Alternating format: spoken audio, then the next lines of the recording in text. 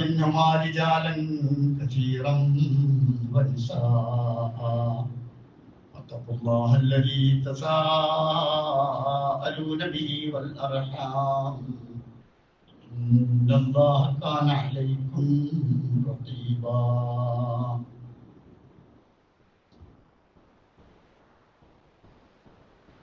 സ്നേഹധന്യനായ സത്യവിശ്വാസികൾ,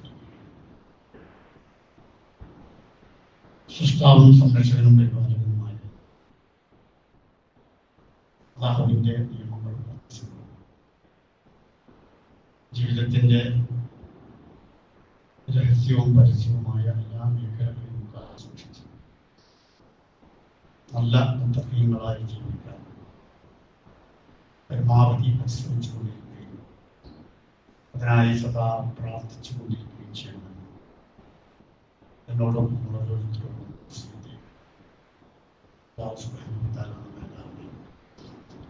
അവന്റെ യഥാർത്ഥ ദാസന്മാരായ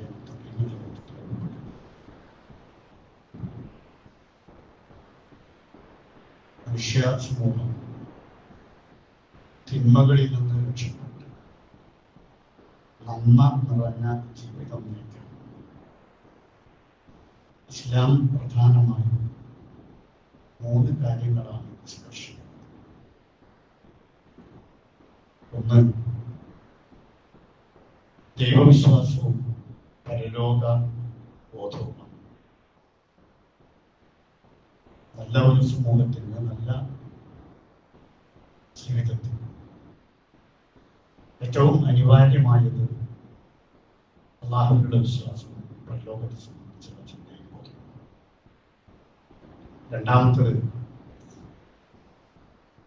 തിന്മകളുടെ സാഹചര്യം ഇല്ലാതാക്കുക.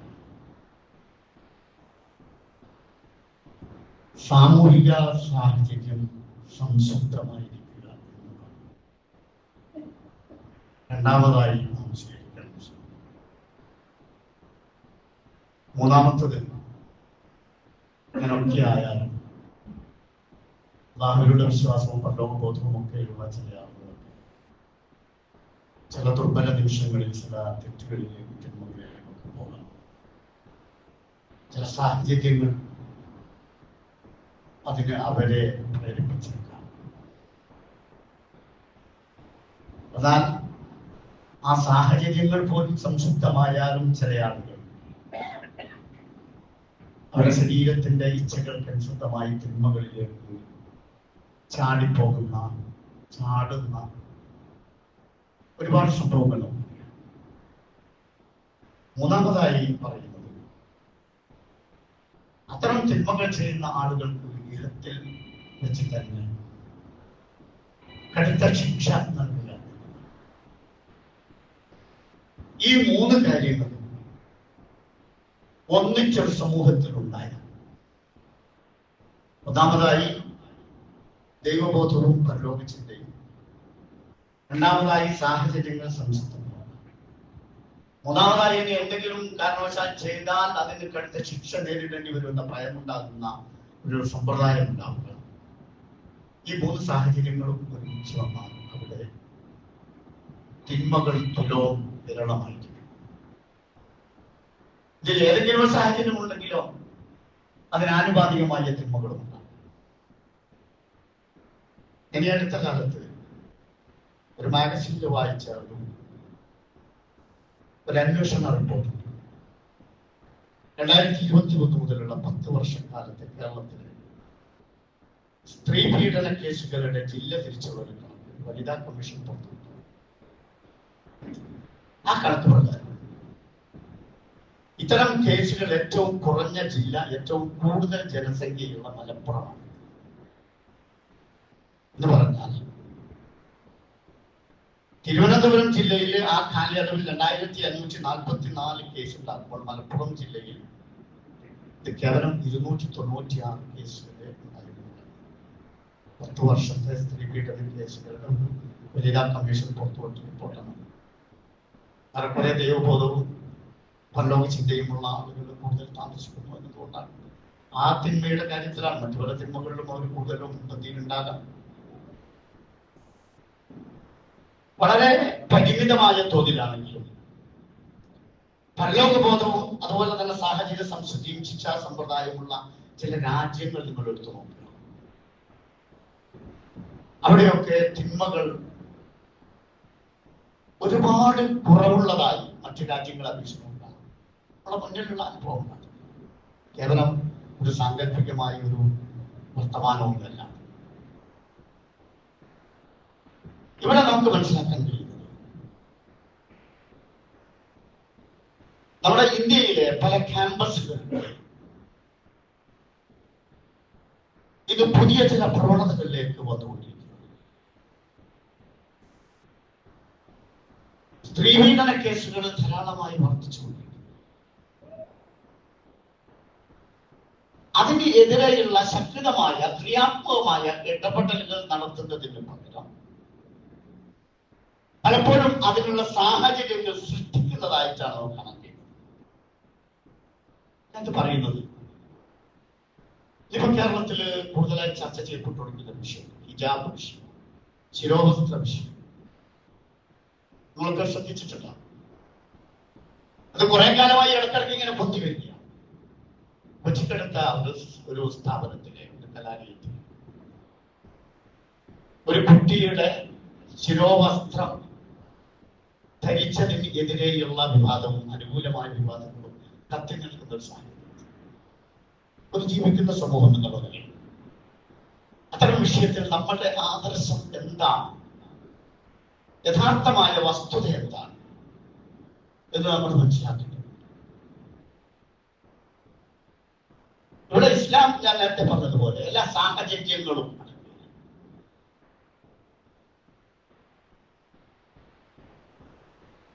ഇത്തരം സംഭവങ്ങൾ കൊണ്ട് ഉണ്ടാകുന്നത് നമുക്ക് മൗലികമായി അർഹതപ്പെട്ട നമ്മുടെ അവകാശങ്ങൾ ഹനിക്കുക എന്നതാണ്. നമ്മുടെ വിശ്വാസ ആചാരങ്ങളെ നിഷേധിക്കുക എന്നതാണ്. ഒരു കലാലയത്തിന് അതിൻ്റെതായ വ്യവസ്ഥകളും നിയമങ്ങളും ഒക്കെ ഉണ്ടാക്കാം. നമ്മളതിന് എതിരല്ല.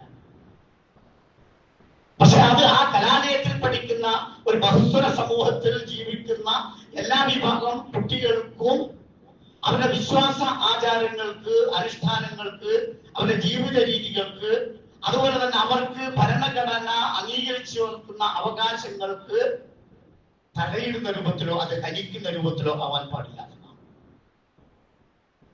വസ്ത്രധാരണം എന്ന് പറയുന്നത് അത് 2-3 വിഷയങ്ങളാണ്. ഒന്ന് നമ്മുടെ ഭംഗിയാണ്. വസ്ത്രം ഒരു സീനത്താണ്. നഗ്നത മറയ്ക്കുകയാണ്. ഓരോരുത്തരുടെയും വ്യക്തിത്വത്തിന്റെയും അടയാളങ്ങളാണ്. ഇസ്ലാം വസ്ത്രത്തിനെ സംബന്ധിച്ച് പറയുന്നിടത്ത് പുരുഷനായാലും സ്ത്രീ ആയാലും അവരോട് പറയുന്നത് മാന്യമായ വസ്ത്രം ധരിക്കണമെന്നാണ്. മാന്യമായ വസ്ത്രം ധരിക്കണം എന്ന് പറഞ്ഞാൽ നിങ്ങൾക്ക് മാന്യമായ ജീവിതം വേണം. അതുകൊണ്ടാണ് അങ്ങനെ പറയുന്നത്. നിങ്ങൾക്ക് സംശുദ്ധമായ ഒരു ജീവിതം വേണം. നിങ്ങൾ ഏത് സമൂഹത്തിൽ കഴിയുമ്പോഴും അവിടെ നിങ്ങൾ കയ്യേറ്റം ചെയ്യപ്പെടുകയോ ആക്രമിക്കപ്പെടുകയോ അല്ലെങ്കിൽ ബലാത്കാരം ചെയ്യപ്പെടുകയോ അല്ലെങ്കിൽ പീഡനങ്ങൾക്ക് വിധേയമാക്കുകയോ ചെയ്യുന്ന ഒരു വസ്ത്രധാരണം നിങ്ങളുടെ ഭാഗത്തു നിന്ന് ഉണ്ടാവാൻ പാടില്ല എന്നതാണ് വിശ്വാസിനികളോടായി വിശുദ്ധ ഖുർആൻ പറയുന്നത്. അല്ലാഹുവിന്റെ റസൂൽ സ്വല്ലല്ലാഹു അലൈഹി വസല്ലം ഉപയോഗിച്ചുകൊണ്ട് നമ്മൾ ഒരുപാട് കേട്ട ആയത്താണ്. അല്ലാഹു സുബ്ഹാനഹു വ തആല പറഞ്ഞത് എന്താണ്? യാ അയ്യുഹൻ നബി, ഓ പ്രവാചക, ഖുൽ യാ അസ്വാജിക വ ബനാതിക വ നിസാഇൽ മുഅ്മിനീന, താങ്കളുടെ ഭാര്യമാരോടും താങ്കളുടെ പെൺകുട്ടികളോടും സത്യവിശ്വാസികളായ മുഅ്മിനീങ്ങളായ സ്ത്രീ സമൂഹത്തോടും പറയുക, യുദ്നീന അലൈഹിന്ന മിൻ ജലാബീബിഹിന്ന, അവരുടെ മൂടുപടം അവർക്ക് മേലെ ഉണ്ടാക്കിയിട്ടുണ്ട്. എന്നിട്ട് അവർ പറയുക, എന്തിനാണെന്നറിയാതെ ഇവിടെ പലരും വിമർശനാത്മകമായി പറയുന്നത് പോലെ ഒരു കറുത്ത മൂടുപടത്തിന്റെ ഉള്ളിലാക്കിയിട്ട് അത് തകർത്ത് കളയുന്ന അസ്വാതന്ത്ര്യത്തിന്റെ അടയാളമായിട്ടല്ല അല്ലാഹു സുബ്ഹാനഹു വ തആല ആ ഉടയാടകളെ സംബന്ധിച്ച് പറയുന്നത്. മറിച്ച്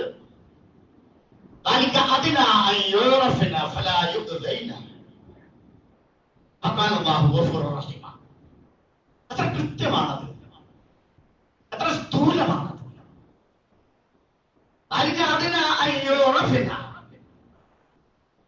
അവർ തിരിച്ചറിയപ്പെടുകയും അങ്ങനെ അവർ ശല്യം ചെയ്യപ്പെടാതിരിക്കുകയും ചെയ്യാനാണ്. അതിനാണ് നിങ്ങളിങ്ങനെ മാന്യമായി വസ്ത്രം ധരിക്കണമെന്ന് പറയുന്നത്. ആ രൂപത്തിലല്ലാതെ നിങ്ങളുടെ ശരീരത്തിന്റെ സൗന്ദര്യാത്മകമായ ഭാഗങ്ങളൊക്കെ പ്രകടിപ്പിക്കുന്ന രൂപത്തിലുള്ള വസ്ത്രം ധരിപ്പിക്കുമ്പോൾ സ്വാഭാവികമായും നിങ്ങളുടെ ഐഡന്റിറ്റി നഷ്ടപ്പെടുന്നു എന്ന് മാത്രമല്ല, നിങ്ങൾ തിരിച്ചറിയുവാൻ കഴിയുന്നില്ല എന്ന് മാത്രമല്ല, മറിച്ച് നിങ്ങൾ ശല്യം ചെയ്യപ്പെടാൻ, കയ്യേറ്റം ചെയ്യപ്പെടാൻ അത് ഇടയാകും എന്നത് വർത്തമാന കാലത്തിലെ പല സംഭവങ്ങളും നമ്മെ ബോധ്യപ്പെടുത്തുകയാണ്. ഞാൻ ഇതിനു മുമ്പ് ഒരു പ്രസിദ്ധീകരണത്തിൽ വായിച്ചിട്ടുണ്ട്. അത് എം വി കൃഷ്ണവാര്യർ എഴുതിയത് കൃത്യമായി ഈ ഒരു മെസ്സേജാണ്. ഇന്നത്തെ പെൺകുട്ടികളുടെ, സ്ത്രീകളുടെ ഉടയാടകൾ പലപ്പോഴും അവർ ശല്യം ചെയ്യപ്പെടുവാനും ഉപദ്രവിക്കപ്പെടുവാനും പീഡനത്തിന് വിധേയമാക്കുവാനും കാരണമാകുന്നുണ്ട്. കമലാസുരയെ ഇസ്ലാം ആശ്ലേഷണം ചെയ്യുന്നതിന്റെ മുമ്പ് ഒരിക്കൽ അവർ പറയുക, ഞാൻ കൊച്ചി ടൗണിലൂടെ നടത്തിയിട്ട്, അവരന്ന് ഇസ്ലാമിക വേഷം ധരിക്കുന്ന വിശ്വാസത്തിലേക്ക് വന്നിട്ടില്ല. പക്ഷെ അന്ന് ഞാൻ പർദ്ദ ധരിച്ചുകൊണ്ടായിരുന്നു ആ പട്ടണത്തിലൂടെ, കൊച്ചി ഇപ്പോൾ വിവാദമായി ചർച്ച ചെയ്യപ്പെടുന്ന കൊച്ചി പട്ടണത്തിലൂടെ ഞാൻ നടന്നു. ഞാൻ തിരിച്ചെന്റെ ഫ്ലാറ്റിൽ വന്നപ്പോൾ അത്ര അന്ന് കിട്ടിയ ഒരു സുരക്ഷിതത്വ ബോധം എനിക്ക് ഉണ്ടായിട്ടില്ല. അത് വളരെ കൃത്യമാണ്. അതാണ് ഖുർആൻ പറഞ്ഞത്, ഫലാറ്റുകയില്ല. നിങ്ങൾ കയ്യേറ്റം ചെയ്യപ്പെടുന്നത്, ശല്യം ചെയ്യപ്പെടുന്നത്, നിങ്ങൾക്ക് ഒരു സുരക്ഷിതത്വ ബോധം സ്വന്തം ഉണ്ടാകും. പെൺകുട്ടികൾക്ക് ഈ രൂപത്തിലുള്ള ഒരു സുരക്ഷിതത്വത്തിന്റെ ഭാഗമായിട്ട് കൂടിയാണ് വിശുദ്ധ ഖുർആൻ, വിശുദ്ധ ദീനുൽ ഇസ്ലാം അവരോട് ഈ രൂപത്തിൽ മാന്യമായി വസ്ത്രം ധരിച്ച് നടക്കണം എന്ന് പറയുന്നത്.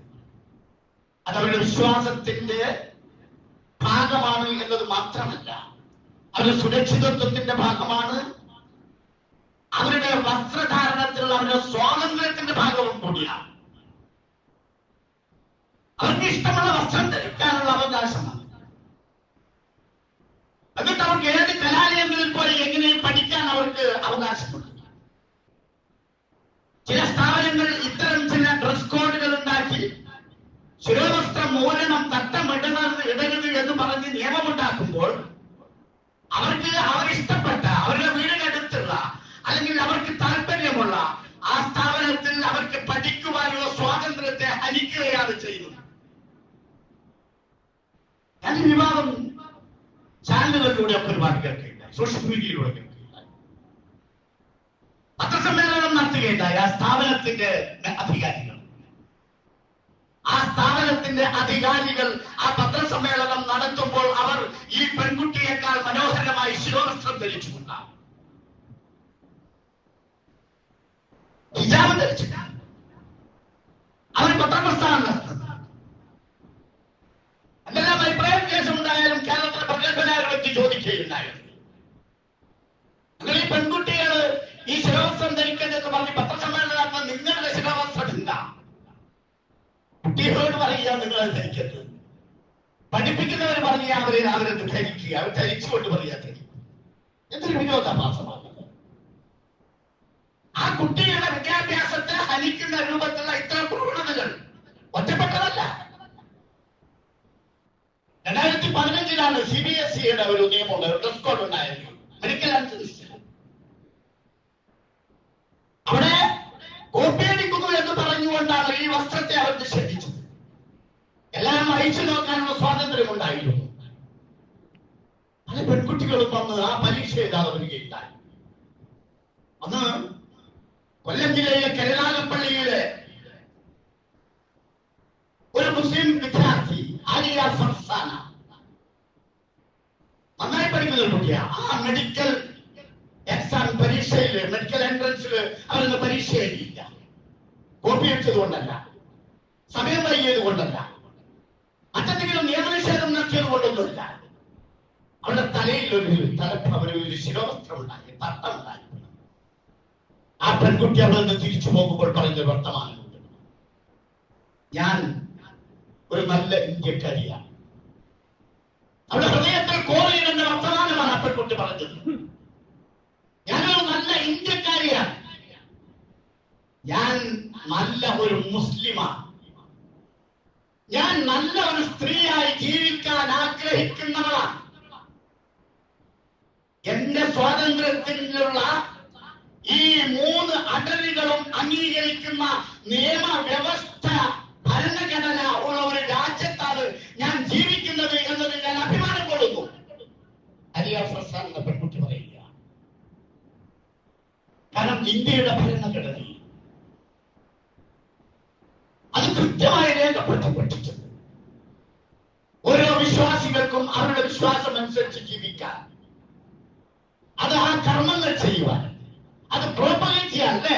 ഭരണഘടനയുടെ മൗലികാവകാശങ്ങൾ അടങ്ങിയ പാർട്ട് 3 മതസ്വാതന്ത്ര്യം വിശദീകരിച്ചുകൊണ്ട് നമ്മുടെ ഭരണഘടന കൃത്യമായി ഇങ്ങനെ പറയുന്നു: all persons are equally entitled to freedom of conscience and the right to freely to profess, practice and propagate religion.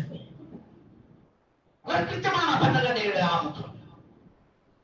ഓരോ വ്യക്തിക്കും തുല്യമായ മനസ്സാക്ഷി സ്വാതന്ത്ര്യവും ഇഷ്ടമുള്ള മതം മനസ്സറിഞ്ഞ് തെരഞ്ഞെടുക്കാനും അത് അനുഷ്ഠിക്കാനും അത് പ്രചരിപ്പിക്കാനുമുള്ള സ്വാതന്ത്ര്യമുണ്ട്. പാർട്ട് 3 ഇത് കൃത്യമായി രേഖപ്പെടുത്തപ്പെട്ട ആ ഭരണഘടനയുടെ ഒരു രാജ്യത്താണ് ജീവിക്കുന്നത് എന്നതിൽ ഞാൻ അഭിമാനം കൊള്ളുന്നു എന്നാണ് ആ പെൺകുട്ടി ആ മെഡിക്കൽ എൻട്രൻസ് എക്സാം എഴുതാതെ തിരിച്ചു വരുമ്പോൾ പറഞ്ഞത്. നമ്മൾ ഇന്നും ഈ സമൂഹത്തോട് പറയുന്നു, ഈ ഭരണഘടന അനുശാസിക്കുന്ന ഈ സ്വാതന്ത്ര്യം, വസ്ത്ര സ്വാതന്ത്ര്യം, വിശ്വാസ സ്വാതന്ത്ര്യം, അത് അനുഷ്ഠിക്കാനുള്ള സ്വാതന്ത്ര്യം, അത് ഹനിക്കുന്ന പ്രവണതകൾ ഒരു കാരണവശാലും ഒരു കലാലയങ്ങളിലും ഉണ്ടാവാൻ പാടില്ല. എല്ലാവരും നമ്മുടെ കുട്ടികൾ ഒന്നിച്ച് പൊതുവിദ്യാലയത്തെ ഏറ്റവും കൂടുതൽ താല്പര്യപൂർവ്വം നോക്കിക്കാണുന്നവരാണ് നമ്മൾ. ആ മിംഗ്ലിങ്ങിൽ ഒരു പുതിയ ബഹുസ്വരതയുടെ മനോഹരമായ ഒരു സംസ്കാരം അവരിൽ വളർന്നു വരുന്നു. പക്ഷെ ആ കലാലയങ്ങളിൽ ഇത്തരം ചില നിയമവ്യവസ്ഥകൾ കൊണ്ടുവന്നിട്ട് തട്ടമിടുന്ന ഒരു വിഷയത്തിൽ മാത്രം തട്ടമിട്ടുകൊണ്ട് വിലക്കുന്ന ഒരു സമീപനങ്ങൾ ഉണ്ടാകുമ്പോൾ അതിനോട് വൈകാരികമായല്ല, വളരെ വിവേകപൂർവം പറയട്ടെ, ഇത് ഇന്ത്യ നമുക്ക് നൽകുന്ന, ഭരണഘടന നൽകുന്ന അവകാശ സ്വാതന്ത്ര്യത്തിനെ ഹനിക്കുന്നതാണ്.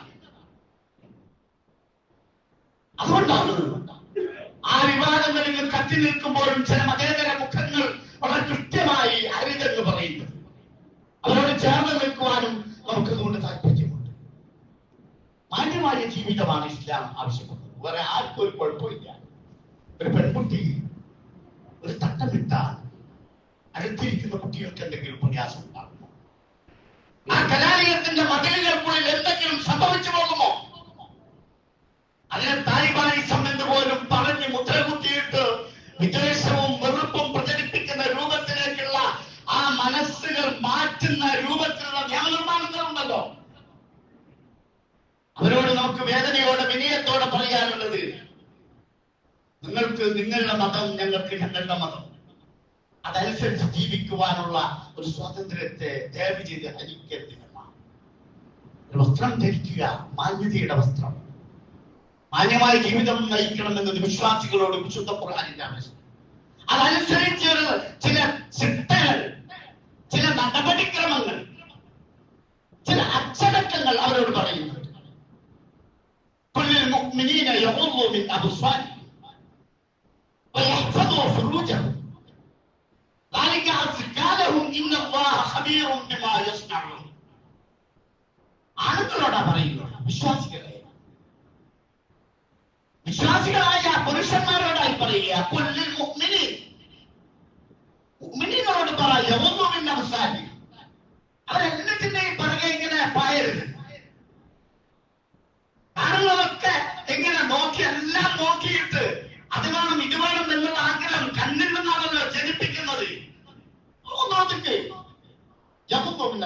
കണ്ണുകളൊക്കെ താഴ്ത്തി, നമുക്ക് അനുവദിച്ച ചില മാർഗങ്ങളുണ്ട്. അതാണ് ആസ്വാദനത്തിന്റെ അനുഭൂതിയുടെ ഏറ്റവും മനോഹരമായ രൂപം. അനുവദിച്ച മാർഗങ്ങൾ, വിശ്വസ്തത, വിശ്വാസ്യത, ഭാര്യ ഭർത്താക്കന്മാർ തമ്മിലുള്ള. അതിന്റെ അപ്പുറത്തേക്ക് പറഞ്ഞിട്ട് അത് വിട്ട് വേറൊരുത്തന്റെ ഭാര്യയിലേക്ക്, മകനിലേക്ക്, സഹോദരിയിലേക്ക് നിന്റെ കണ്ണ് വായിക്കുമ്പോൾ, നിന്റെ ചിന്ത വായിക്കുമ്പോൾ, നിന്റെ ആഗ്രഹം പ്രകടിപ്പിക്കുമ്പോൾ അത് അതിക്രമമാണ്.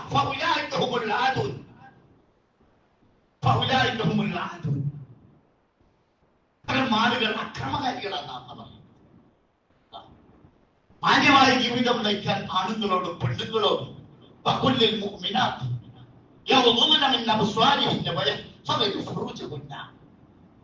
ഇങ്ങനെ ഇടപ്പറയിൽ നിന്ന് പോലും മൊബൈൽ ഓണാക്കിയിട്ട് മറ്റു ചില ചാറ്റിങ്ങുകളുമായി നീങ്ങുന്ന ഘട്ടത്തിൽ അവർ ചെന്നിച്ചാടുന്നത് വലിയ ഒരു ആഴമേറിയ കുഴിയിലേക്കാണ് എന്ന ബോധം സ്ത്രീകൾക്ക് ഉണ്ടാവണം. അതുകൊണ്ട് അവരുടെ രഹസ്യാവയവങ്ങൾ, അവരുടെ കണ്ണുകൾ അതൊക്കൊന്ന് ഒതുക്കട്ടെ. ആളുകളോട് അത് പറഞ്ഞുകൊണ്ട് വന്നത് അതാണ് ഏറ്റവും പരിശുദ്ധമായ ജീവിതമാണ് പരിശുദ്ധ ദീനുൽ ഇസ്ലാം സത്യവിശ്വാസികളോട് ആവശ്യപ്പെടുന്നത്. ആ പരിശുദ്ധമായ ജീവിതം നയിക്കാൻ എന്തെല്ലാം വൈകല്യങ്ങൾ ഉണ്ടായാലും ശരി, നമ്മുടെ പെൺകുട്ടികളും നമ്മുടെ ആൺകുട്ടികളും എല്ലാവരും സജ്ജമാവുകയും അവരെ സജ്ജമാക്കുകയും അതിനനുസരിച്ചുള്ള കലാലയത്തെ വിശ്വസിക്കാൻ ശ്രമിക്കുകയും ചെയ്യണമെന്ന് ആവശ്യപ്പെടുകയാണ്. അല്ലാഹു അനുഗ്രഹിക്കുമാറാവട്ടെ. തൗഫീഖ്